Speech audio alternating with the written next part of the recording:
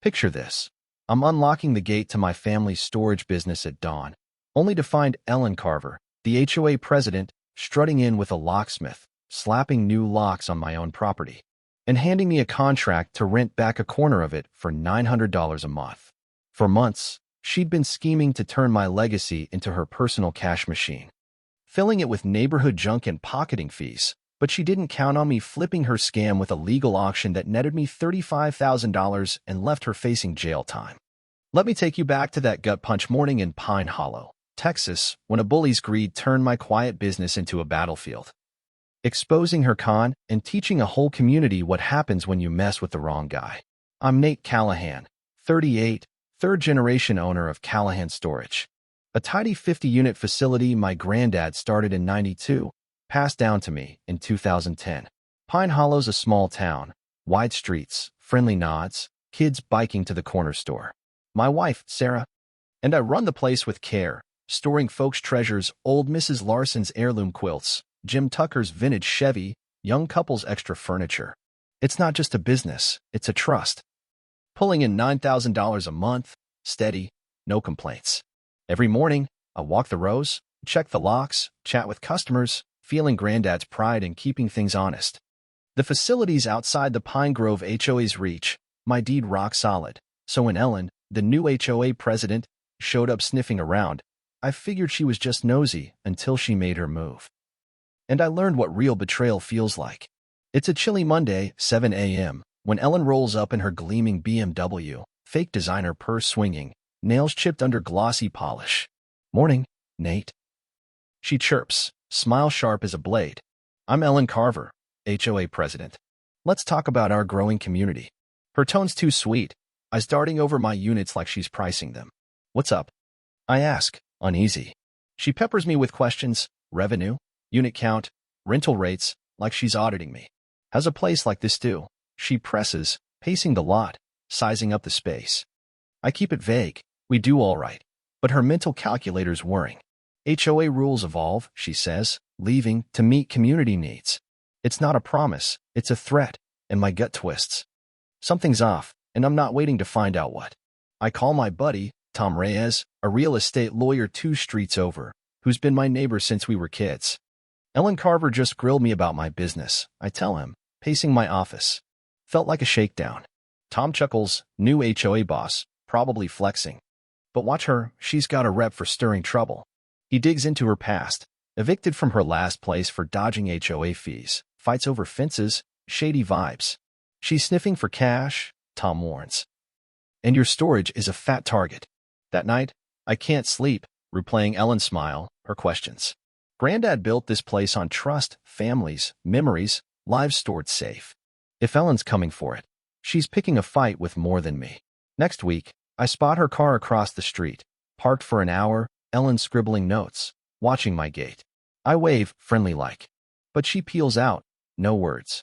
Creepy, but I shrug it off, until a certified letter hits my mailbox. 3 pages of legal mumbo-jumbo, signed by some no-name lawyer, claiming my facility's non-compliant with HOA safety rules, demanding I shut down in 30 days or face a lawsuit. My heart's pounding. This place is my life, my kid's future. I rush it to Tom, who scoffs. "This is junk, Nate. Lawyer's a divorce hack, no HOA experience. Ellen's bluffing to scare you." It should ease me, but her next move hits harder than any letter. Ellen starts calling my customers, spinning lies about legal troubles at Callahan Storage. Mrs. Larson calls me, voice shaky. "Ellen says the county's closing you down, Nate." I could lose Harold's quilts. Jim Tucker pulls his Chevy, muttering about criminal liability. In 2 weeks, I lose 35% of my units, $3,000 a month gone. Families I've known for years look at me like I'm a crook, their trust shattered. I'm gutted, not just for the money, but for the relationships, the legacy. I corner Ellen at the gas station. Voice tight. "Why are you lying to my customers?" She smirks, cool as ice. "Just informing folks of risks, Nate.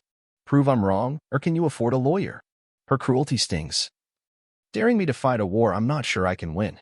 I'm losing sleep, snapping at Sarah, haunted by Ellen's laugh, her smug prove it. The hammer falls at an HOA meeting. Called with barely a day's notice, 7 p.m. Tuesday, when most folks are working.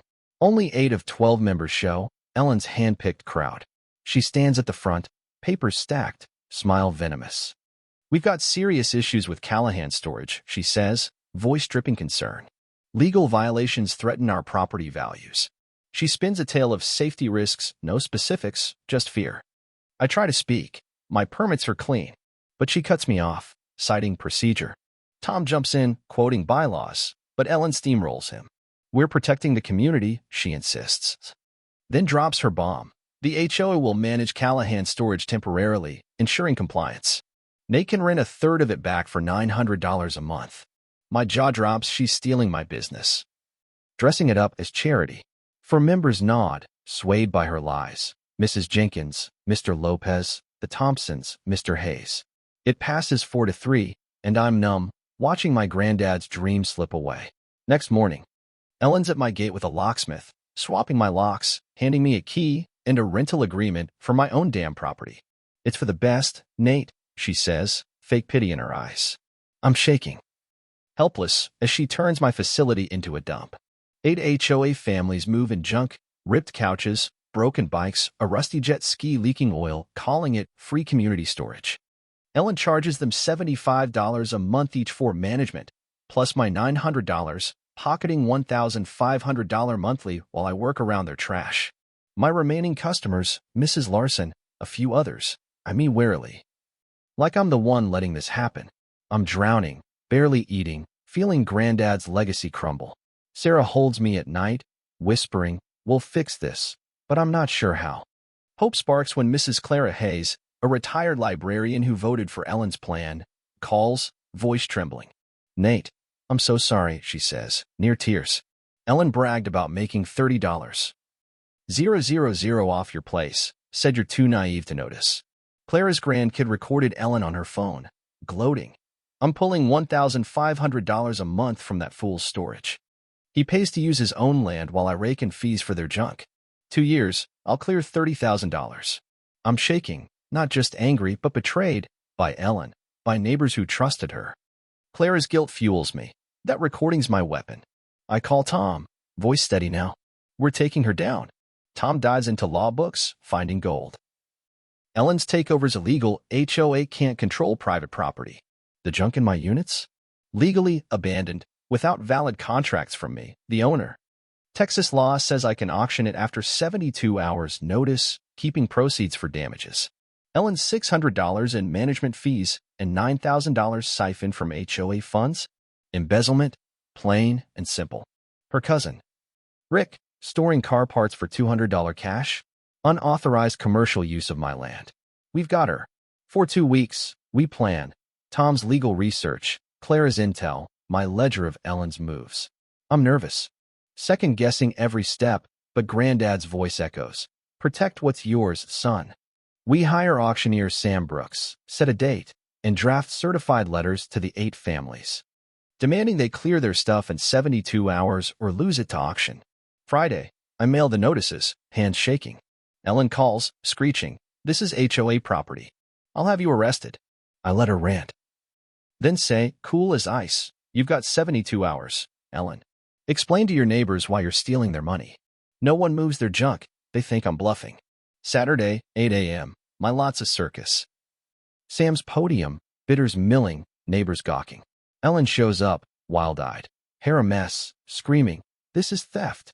She tries scaring bidders. "You'll be arrested for stolen goods." But Sam shuts her down. "Show me ownership papers, ma'am." She's got nothing. Cops roll in Sheriff Dan, who knows me from church. Ellen's frantic, claiming fraud, but I hand Dan my deed. Permits. Notices Clara's recording. He scans it, looks at her. "Mr. Callahan's within his rights. Leave, or you're arrested." Ellen explodes, yelling about corruption, but Dan escorts her to her car, warning her to stay gone. The auction's a hit. Thompson's rusty Mustang, thought worthless, fetches $26,000 from a collector.